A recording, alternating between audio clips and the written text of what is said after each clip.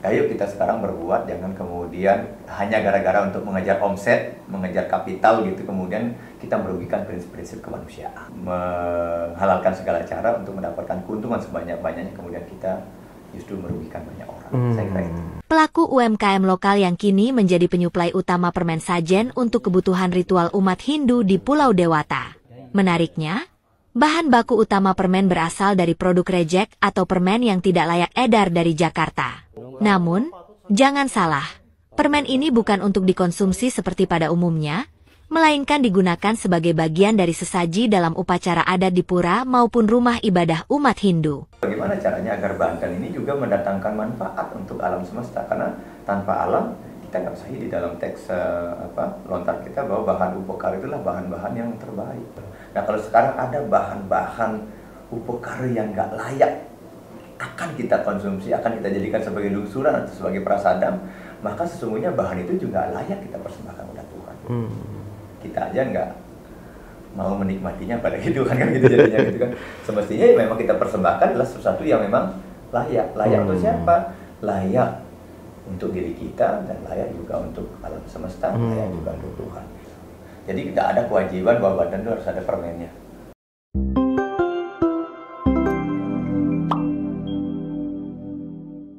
Om Swastiastu, Rahayu pemirsa Hindu Channel. Terima kasih Matur Suksema sudah menyaksikan Hindu Channel sampai saat ini. Akhir-akhir ini kita di media sosial, khususnya di TikTok, tersebar terkait dengan berita sesajen ataupun sarana sesajen. Nah, karena itu untuk dikirimkan di Bali, untuk sesajen umat Hindu di Bali, ya kita mau tidak mau harus komunikasi dengan semeton kita yang ada di Bali. Ternyata kita berhasil menghubungi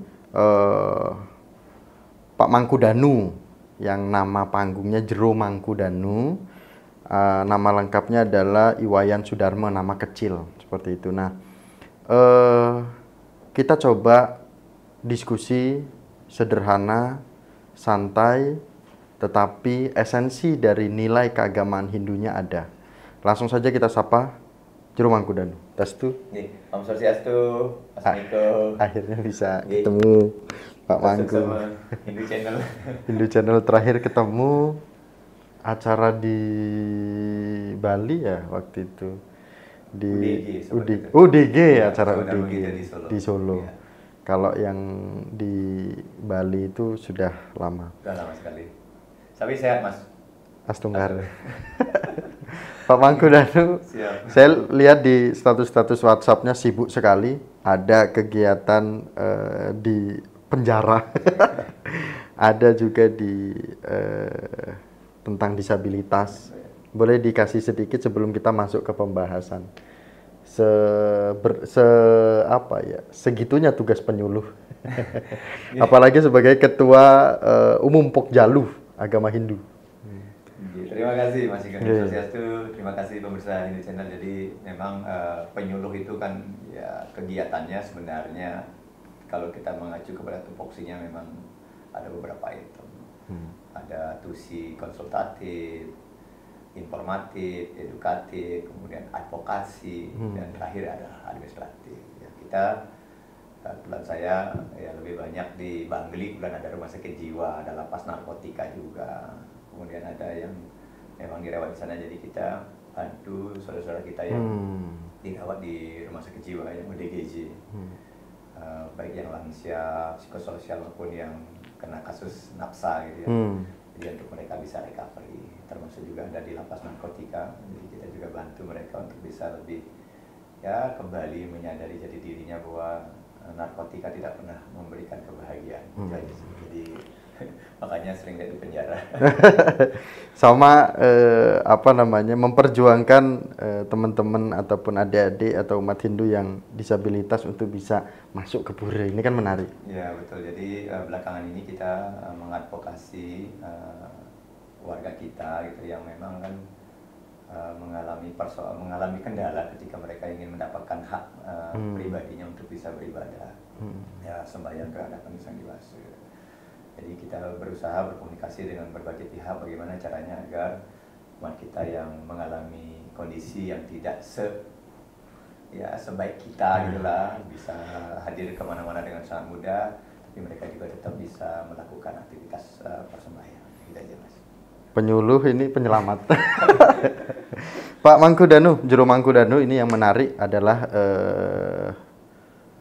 ada produksi permen yang bahasanya tidak layak, tetapi benar ataupun tidaknya kita akan memaknai secara Banten dulu. Kita kasih paham dulu bahwa makna Banten ini seperti apa, kemudian sarananya bagaimana, kemudian persembahannya yang sesuai dan tidak sesuai ini apa. Coba kita simak video yang sudah viral di media sosial, di TikTok terkait dengan produksi permen dulu. Kita simak videonya. Siapa sangka, dari sebuah desa kecil di Kabupaten Kebumen, tepatnya di Desa Purwosari, Kecamatan Puring, lahir sebuah usaha rumahan yang memberi kontribusi besar bagi tradisi keagamaan di Bali. Adalah Anwar Mustafa, pelaku UMKM lokal yang kini menjadi penyuplai utama permen sajen untuk kebutuhan ritual umat Hindu di Pulau Dewata. Permen hasil produksinya diberi label Mahar Dewa Agung Permen Sajen Banten. Namun, jangan salah, permen ini bukan untuk dikonsumsi seperti pada umumnya, melainkan digunakan sebagai bagian dari sesaji dalam upacara adat di pura maupun rumah ibadah umat Hindu. Permen ini memang khusus untuk sajen, bukan untuk dimakan. Sekali pengiriman bisa sampai 7 ton, ujar Anwar saat ditemui tim Kebumen24.com, Jumat, 18 Juli 2025. Permen-permen tersebut memiliki fungsi penting dalam berbagai perayaan besar keagamaan seperti Galungan, Kuningan, hingga Nyepi. Produksi dilakukan secara rutin di bawah naungan CV Bina Usaha Bersama, dan dikirim ke berbagai daerah di Bali seperti Denpasar, Gianyar, dan Karangasem. Bahkan, saat menjelang hari-hari besar keagamaan, permintaan bisa melonjak drastis. Menariknya, bahan baku utama permen berasal dari produk reject atau permen yang tidak layak edar dari Jakarta. Daripada dibuang, permen-permen itu diberdayakan menjadi bahan sajen. Sebagian kecil juga diolah sebagai bahan molase untuk pakan ternak. Usaha yang dirintis sejak Mei 2025 ini kini telah menjadi sumber penghidupan bagi sekitar 20 warga sekitar yang terlibat dalam proses produksi dan pengemasan. Cair, sesaji untuk ke Bali. Nah, untuk saat ini kan banyak order yang ke sesaji, pembuatan permen dalam bentuk kecil-kecil itu kan, yang siap kirim. Nah, untuk UKM lainnya ya kayak molasses, glukos kita siap. Tapi terbanyak kita itu kirim bentuk sesaji yang untuk mahar di Bali kayak gini. Nah, itulah pemirsa di channel video yang kita sama-sama sudah simak Pak Juru Mangkudanu. Berarti kemarin saya ngelungsur makan permen. Hanya permen itu yang dimakan. Nah, Pak Mangku, bagaimana kita sebagai umat Hindu bisa memberikan pemahaman tentang memaknai Banten? Karena umat Hindu ketika menghaturkan sesaji ataupun menghaturkan Banten pasti ada yang dilungsur. Nah, lungsur ini kan menjadi konsumsi kita sebagai umat Hindu ketika sudah melakukan persembahan. Sukses Mas, saya kira Banten ya dalam perspektif agama Hindu kan sesuatu yang memang dipersembahkan kepada sesuatu yang tentu lebih tinggi. Nah, tentu dalam hal ini bisa ada Desa Yang Dewasa kepada Esa Dewata dan bahkan juga kepada Roh Suci Leluhur kita. Nah, Banten dalam perspektif agama adalah persembahan yang kemudian didesain menggunakan aturan-aturan tertentu sehingga dia bisa menjadi layak untuk dipersembahkan. Tidak saja terkait dengan prosesnya, karena di sana ada proses sakralisasi, tapi juga dari bahan. Jadi menurut beberapa teks, misalnya dari teks Lontar Tutur Tapini, misalnya yang kita baca, kemudian Yanya Prakerti yang kita baca, bahwa Banten ini adalah media yang digunakan oleh umat Hindu untuk mengungkapkan rasa baktinya, rasa syukurnya kepada Ida Sang Dewasa. Sehingga di dalam teks yang Prakerti misalnya kita temukan bahwa Banten pinake rupani Nyida Batara, Banten pinake Andebuana, Banten pinake Ragan Tetui. Nah, Kalau dari teks ini kemudian berarti kita bisa maknai bahwa Banten itu sesungguhnya dibuat oleh umat Hindu dalam rangka untuk menggambarkan visualisasi dari kemahakuasaan Tuhan. Itulah sebabnya kenapa kemudian Banten dipersembahkan untuk memuliakan itu Sang Hyang Widi. Jadi Banten Pinaka Rupaning Dewatari. Kemudian Banten Pinaka Andebuana berarti Banten itu kemudian dibuat oleh umat Hindu dalam rangka untuk memvisualisasikan, mengucapkan rasa syukur kepada alam semesta yang telah memberikan kehidupan kepada manusia. Kemudian Banten Pinaka Ragantetui, sesungguhnya Bantenlah simbol diri kita sendiri. Sehingga Banten nanti pada akhirnya harus juga mendatangkan manfaat untuk dirinya sendiri. Jadi kalau untuk itu Sang Hyang Widi kan sebagai rasa syukur kita kepada Tuhan. Kemudian Andebuana, bagaimana caranya agar Banten ini juga mendatangkan manfaat untuk alam semesta, karena tanpa alam kita nggak bisa hidup. Bahan-bahan upakaranya kita lebih banyak kita ambil dari alam semesta. Puspang, palam, toyang, patram, gandam, kesatam, matsya, baksa. Itu semua kita ambil dari alam semesta. Nah, Banten inilah yang kemudian nanti agar bermanfaat juga untuk alam semesta, sehingga sustainable dari sistem berupacara ini tetap akan berjalan. Kemudian Banten Pinaka Ragantetui sebagai simbol diri kita, tentu Banten ini juga harus mendatangkan manfaat bagi yang melakukan upacara ini yang kita sebut sebagai prasadam, sebagai lungsuran. Nah, apa jadinya kalau Banten kemudian dibuat justru tidak mendatangkan manfaat untuk alam, apalagi untuk diri kita? Mengapa? Karena ternyata bahan-bahan yang kita gunakan adalah bahan-bahan yang kemudian tidak layak kita persembahkan. Itu sehingga seperti yang disebutkan tadi di dalam teks lontar kita, bahwa bahan upakara itulah bahan-bahan yang terbaik.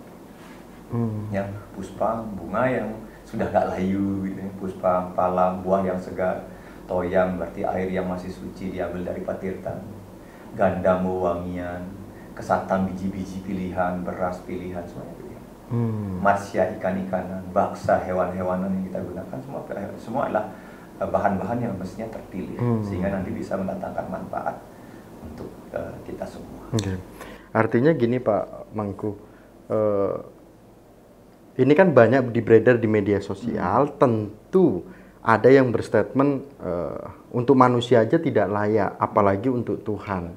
Nah, apakah tersebarnya video ini adalah ini bentuk teguran dari alam bahwa ini umat Hindu dikasih tahu bahwa upacara yang kamu lakukan selama ini itu adalah dari barang bekas, dari bahan bekas. Nah, atau Pak Mangku mau konteksnya ke sana atau tidak mau membahas ke sana? Karena ya, Tuhan lo kita kasih bahan bekas, seperti itu bahasannya. Tetapi ada keuntungannya, pertanyaannya, berapa lama pabrik ini produksi? Kemudian seberapa cepat alam ini merespon, ngasih tahu kepada kita umat Hindu bahwa itu tidak layak. Jadi kan sebenarnya seperti ini, artinya jadi saya seperti ini bahasanya. Jadi dalam Bhagavad Gita ayat 3 sloka 13 itu kan clear. Jadi apapun yang hendak kita nikmati, ya kewajiban bagi kita untuk mempersembahkannya terlebih dahulu kepada Tuhan. Karena jika tidak, kita akan makan dosa kita sendiri, bahkan kita dikatakan sebagai pencuri. Artinya bahwa kembali lagi return kepada kita, apa sebenarnya yang hendak kita nikmati, berarti kan itu harus bermanfaat untuk kesehatan, kemudian keberlangsungan kita sebagai manusia. Itu yang kemudian kita layak persembahkan kepada Tuhan. Gitu. Nah, kalau sekarang ada bahan-bahan upakara yang nggak layak akan kita konsumsi, akan kita jadikan sebagai lungsuran atau sebagai prasadam, maka sesungguhnya bahan itu juga layak kita persembahkan kepada Tuhan. Artinya ya dalam bahasa sekarang kita aja nggak mau menikmatinya pada gitu kan gitu jadinya gitu kan. Semestinya ya memang kita persembahkan adalah sesuatu yang memang layak. Layak untuk siapa? Layak untuk diri kita dan layak juga untuk alam semesta, layak juga untuk Tuhan. Itu sebabnya di Hindu ya, ketika membuat sesajen upakara itu memang dipilih, bahannya pilihan, bahkan untuk mendapatkannya juga mesti dengan cara-cara yang benar, diolah dengan cara-cara yang benar, sebelum dipersembahkan kemudian diprosesi, disakralisasi melalui berbagai bentuk upacara, sehingga Banten itu kemudian layak untuk dipersembahkan kepada Tuhan. Itu kan untuk layak dipersembahkan itu mengalami proses yang cukup panjang. Tidak saja cara mendapatkannya, mengolahnya, menatanya, kemudian juga mensakralisasinya, mensucikannya di prasite dan lain sebagainya, kemudian baru dipersembahkan. Pak Mangku Danu, Juru Mangku, bagaimana kita memberitahu kepada masyarakat umum yang membawa bahannya ke Bali? Bagaimana Pak Mangku Danu memberikan pemahaman kepada masyarakat umum yang membawa bahannya ke Bali? Dari luar Bali yang dibawa ke Bali ini kan banyak sekali, Pak Mangku. Ini tugas Pak Mangku Danu sebagai penyuluh, memberikan pemahaman kepada mereka bahwa secara sederhana kami, Banten kami, ritual kami seperti ini. Jadi bahan-bahan yang dibawa harus bahan-bahan yang memang sudah dikelola secara baik. Berikan makna, penjelasan maknanya itu kepada masyarakat umum, Pak Mangku Danu. Ini tugas, ini berat sedikit lah Pak Mangku Danu, karena menjelaskan secara sederhana kepada masyarakat umum, tidak hanya kepada umat Hindu kita saja. Saya kira kepada siapapun mereka ya yang kemudian memproduksi entah itu bahan atau mungkin bahan mentah, kemudian ada bahan jadi yang nanti akan digunakan sebagai sesajen atau pokare atau bebantenan di Bali, ya saya berharap juga mereka memproduksi sesuatu yang memang mendatangkan manfaat. Ya kembali lagi kalau saya bilang cerita bahwa kan ya kita semuanya mengenal hukum tabur tuai, Mas. Jadi kalau kita misalnya melakukan sesuatu yang melanggar aturan, ini kan misalnya melanggar aturan higienis dari BPOM ya misalnya, kemudian dari sisi kesehatan dan sebagainya, saya kira suatu saat kan dampaknya pasti akan kembali kepada produsennya.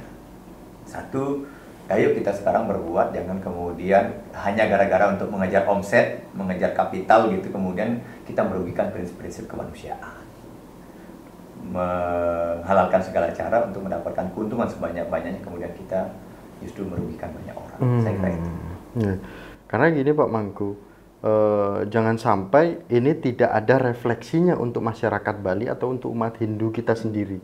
Tidak hanya umat Hindu yang ada di Bali, tetapi di luar Bali juga. Bagaimana kita merefleksikan ini, kemudian kita tidak kehilangan esensi nilai dari Banten tersebut atau bahan tersebut. Kalau menurut Pak Mangku atau Juru Mangku Danu, bagaimana kita sebagai umat Hindu bisa refleksi atau lebih selektif lagi?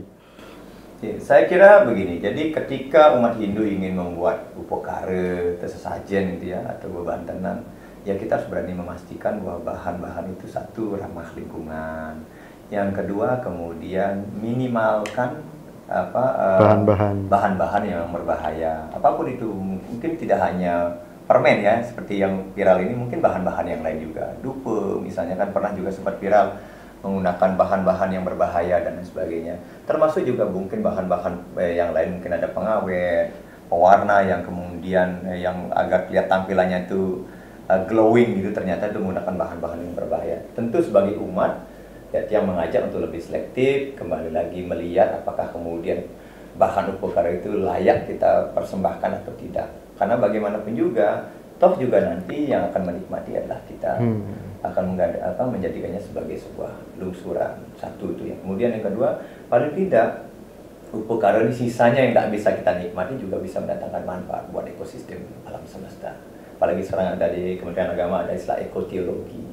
Jadi bagaimana menghargai alam semesta, tentu dengan cara merawatnya dengan cara seperti ini. Tidak lagi kemudian menggunakan bahan-bahan yang berbahaya untuk alam semesta. Saya kira itu. Pak Mangku, kita mau tahu sih dampak spiritualnya ada nggak sih kalau kita mengaturkan Banten tidak sesuai dengan bahan sebenarnya, gitu. Bahan yang benar, karena kan sudah ada doa Mas Miko di situ, kan sudah ada doa Pak Mangku di situ, sudah ada mantra sulinggi, mantra pemangku, itu kan sudah membuat netral bersih semuanya. Begini Mas, jadi dalam agama Hindu kan persembahan atau aktivitas manusia itu akhirnya akan mengacu kepada 3 kualitas, yaitu satwam, rajas, dan tamasik. Mungkin secara normatif upacara itu selesai, secara normatif, karena tadi Mas Miko bilang sudah ada tirta kebersihan, sudah ada mantra, apalagi saya melaksanakannya dengan tulus ikhlas, seperti itu. Tapi alangkah indahnya, kan gitu, alangkah idealnya kemudian ketika prinsip-prinsip itu kita penuhi, tulus ikhlas, ada mantra, ada doa, sulingnya, ada pembersihan yang kita lakukan terhadap bahan-bahan itu juga diimbangi dengan menggunakan bahan-bahan yang terbaik dari apa yang kita bisa persembahkan. Kan kalau kita mengacu kepada konsep produksi kan gitu, input, processing, output, outcome dan benefitnya kan harus sejalan. Kan nggak bisa kita potong hanya di prosesnya bagus tapi inputnya ternyata nggak bagus. Kan intinya input ini kan berkaitan dengan bahan. Ya kalau bahannya nggak bagus, ini contoh misalnya sekarang kita membuat sesuatu bahannya nggak bagus, kemudian kita paksakan untuk kemudian kita poles, pasti hasilnya tidak akan maksimal kan gitu. Jadi sehingga saya berharap bagaimana umat Hindu ketika dia membuat sesajen dari bahan-bahan yang terbaik, bahan-bahan pilihan, bahan-bahan yang utama begitu, prosesnya juga utama, maka hasilnya pasti utama.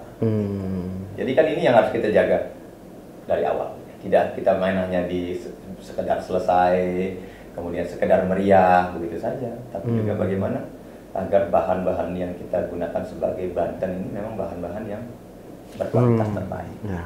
Saya kira itu. Jero Mangku Danu, kita boleh minta pesan ataupun saran dari Pak Mangku Danu bahwa ini adalah kesempatan kita dengan viralnya video yang diproduksi ataupun permen yang diproduksi di luar dari Bali. Acara besar itu kan Bali yang punya. Berarti berpeluang bahwa Bali bisa menciptakan produksi sendiri, apalagi nama permennya ini kan nama permen yang bisa dikatakan Bali banget gitulah. Nah, ini peran untuk pemerintah ataupun untuk kita sebagai umat Hindu yang ada di Bali untuk menciptakan sendiri tanpa menerima atau tanpa dapat hal-hal yang tidak baik dari luar seperti itu. Saya setuju Mas. Jadi saya kira kemudian untuk bahan-bahan upekara gitu ya, yang bahan-bahan Banten yang ada di umat Hindu di Bali khususnya, saya kira masih bisa diproduksi sendiri. Toh juga kemudian pertanyaannya apakah wajib di dalam Banten ada permen, kan itu persoalannya. Misalnya kalau kita persoalkan permennya gitu, sebenarnya kan nggak wajib. Karena kalau kembali lagi kepada Bhagavad Gita 3:13 tadi, apa yang hendak kita nikmati kan itu yang kita persembahkan. Gitu. Jadi tidak ada kewajiban bahwa Banten itu harus ada permennya. Nggak ada kewajiban bahwa Banten itu harus ada rotinya gitu misalnya. Tapi kita bisa menggunakan bahan-bahan yang lokal gitu misalnya, apapun, pisang, olahan dari pisang, dari singkong, olahan dari singkong, atau olahan dari talas, atau olahan dari ubi dan lain sebagainya. Saya kira penganan-penganan di Bali untuk saat ini masih bisa digunakan oleh umat untuk berupacara gitu. Nah persoalannya kan sekarang kadang-kadang kalau ini kan karena kebiasaan gitu, kalau ada permennya seolah-olah nggak abdol dan sebagainya. Tapi pun kalau mau menggunakan permen, ya sekarang kita gunakan memang ya kita harus cerdas juga, paling tidak membaca apakah permen ini layak dikonsumsi atau tidak, kemudian bahan-bahannya bahaya atau tidak kan gitu. Dan kemudian pesan saya dalam hal ini tentu pemerintah juga perlu ambil langkah-langkah strategis.